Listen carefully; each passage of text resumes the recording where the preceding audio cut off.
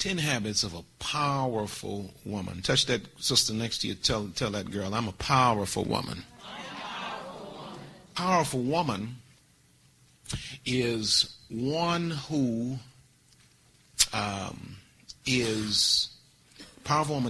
possesses the character, determination, and intellect to produce the desired effects she foresees in life, regardless of obstacles or circumstances.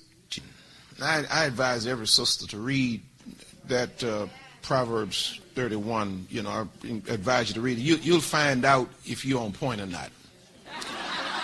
Proverbs 31:29 says, many daughters have done virtuously, but thou excellest them all. You're not a bad sister just because you wearing pumps with, red bottoms. And now let me say this, while it's on my mind, there's no sense in you praying for God to send you a powerful man when you're a weak woman. There's no worse connection than a powerful man having a weak woman. Oh, praise the Lord. Habit number 1, powerful women conquer their emotions.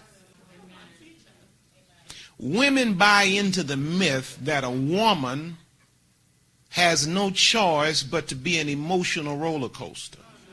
Well, when you're young, you say, well, it's that time of the month. When you get older, you don't have it no more. You say, well, my hormones, I ain't got the hormone now. Oh, my God. Lord have mercy, Jesus. Bill is my favorite president. But the reality is, Bill was not the smartest, nor the shrewdest, nor the most politically savvy in the Clinton family. It was his wife. And when he did things that embarrassed her, I saw how that powerful woman gathered herself and said, hey, I'm not going to destroy the whole empire because I'm going to whoop you privately. You will not be respected in corporate America, not even in the church, when your emotions are all over the place. If she does not have control of her emotions, the woman, watch this, if she does not have control of her emotions, someone does. Wow. That was a mouthful right there. When you're out of control emotionally, the world disregards you, opportunities elude you, and you never do. Number 2, powerful women are students of the way men think. I get so frustrated with my young daughters who just live in this world that is dominated by devious men, and you take no time to figure out how men think. And consequently, one man after another keeps running the same game, and you haven't learned it yet. That is the epitome of an airhead. As powerful women, you have to learn how men think. And when they don't know it, you're on the same frequency, listening in to the radio. I'm trying to help somebody here. And you make your moves accordingly. Oh, you won't hear I love you. Oh, there you go. Oh, you love me. Man, please. If you line 100 men up and let all of them talk, 99.9 of them lying. Powerful women understand that this is a male-dominated society. She gathers this insight regarding men largely from a few men that will love her unconditionally. Learn the way men think, and then you adjust to the customs to take advantage of. Number 4, powerful women focus on self-actualization. And that simply means you're focusing on manifesting or producing your greatest potential. Having a personal vision of what God has for you and where God is bringing you, and it's greater than who's on your arm. Pastor, will you pray for me? What you want me to pray for today? I want a husband. Okay, sweetie, Pastor gonna pray here. Then I'll see him 2 weeks later. Pastor, I want to talk to you. What you want to talk about, baby? I want a husband. Is there any other reason to live? Is there any other reason to live Now here you begging for a husband, and the woman next to you that got one trying to give hers away. If your whole ambition is like to get you a husband, and you gonna just cling to that man like Reynolds wrap. That ain't no marriage. That's a prison sentence. Woo! Because even marriage is not designed for you to lose you. Let Pastor just help y'all. You're not really marriage material until you're happy being by yourself. Powerful women do all they can to realize their full potential. They are so engaged in self-discovery, they rarely have time to focus on, I'm single. Guys usually pay attention to women that are not paying attention to them. If you don't even know who you are, how can you love you? Number 5, powerful women do not tolerate insecurity in themselves. She refuses to live her life insecure. When you're an insecure woman, God can give you a great man. You'll destroy that marriage. When you get a man, be running behind a man, scared somebody gonna take the man. Just do your work at home. That's all you do. Can't nobody take from you what's yours if you really got it. And nobody be wanting your man. You know you don't even want your man, to be honest with you. You ain't got no reason to be insecure about nothing. God made you exactly how you're supposed to be, and the people that's supposed to love you in life are going to love you for who you are. All you got to do is shine, walk with your head high, and act like you believe in yourself.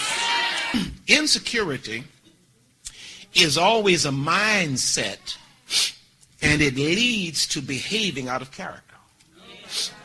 Making yourself subordinate to a people who are usually beneath you, and it destroys healthy relationships. There are some things that can only be eliminated by the woman herself. When her thinking is draining her power, she must eliminate that thinking. When you're a woman that walks securely, you're then built up spiritually, you're built up mentally. Number 6, built up physically. Powerful women do regular spiritual detox. You cannot allow stuff like bitterness, anger, unforgiveness to set up residence in your life, because what it does ultimately is it spoils your life. Do not allow that garbage to set up in your life, because what will happen is, while the person that did you wrong is gone on, you're still living with the residue of that trash because you've not emptied your garbage can. Women, many times, because there are so many offenses that come to you, primarily from the men in your lives. And then the men in your lives are so oblivious to the fact they don't even know to apologize. So you don't get what you call closure. And when you don't get closure, you don't hit the switch. So here it is 10 years later, and that stuff is still stinking in your life because you have not disposed of it. When you got bitterness, oh, here you go, y'all gonna get it right here. When you got bitterness about your last 3 men that didn't do you right, it'll spring up when Mr. Right shows up. Number 7, powerful women dress intentionally. Your dress code is your personal commercial to the world. Before people will hear what you're saying, they're looking at how you're dressed.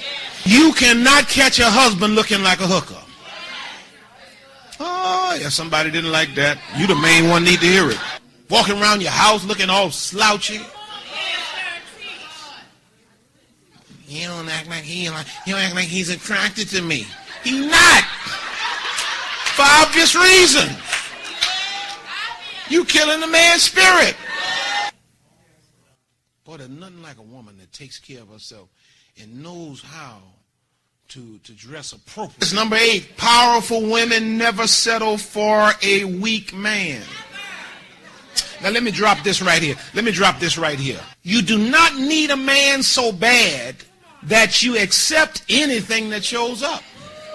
Far better it is, my honey, to be a single woman that accomplishes your goals and lives on purpose than to tie yourself to a man that's going nowhere. I've heard women make a foolish statement. Oh my goodness, it's just foolish. He's a man is better than no man at all. Well, if you got one piece, who got the other? When you are 10 and you married to a 7, it ain't gonna take long after the honeymoon is over. You're gonna be looking across and saying, ain't nothing but a 7. So why is it that the powerful woman never settles for a weak man? Watch this. She understands that the wagon can only go as fast, as far, and only in the direction of the horse. That's hit. Number 9. Powerful women do not offend in speech.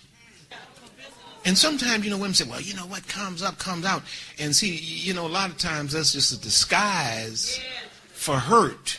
The problem with that is when you say stuff to keep people off you, a lot of times you keep the right people off you. You don't have to be abrasive to prove that you're a woman to be respected. Watch this, number 10. Powerful women perfect their relationship with God. All this other stuff is trivial in comparison to number 10. You praying for Mr. Right to show up? Fall in love with Jesus. If you don't have a relationship with God as a woman, the way y'all are built to love, if God is not number one, if you've made husbands and children and careers number one, all that stuff fades and changes. If God is not number one, you are setting yourself up for a crisis. Proverbs 31, woman, 31:30, look what it says.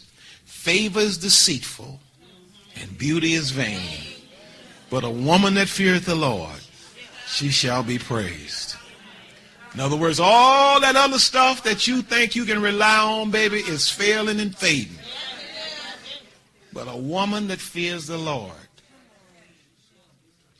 shall be praised. My prayer for you tonight, for each of you tonight, is that God will just simply reveal who you are to you. That you will know the power that God has put within you. And that you will no longer live as a victim, but rise up and be the powerful woman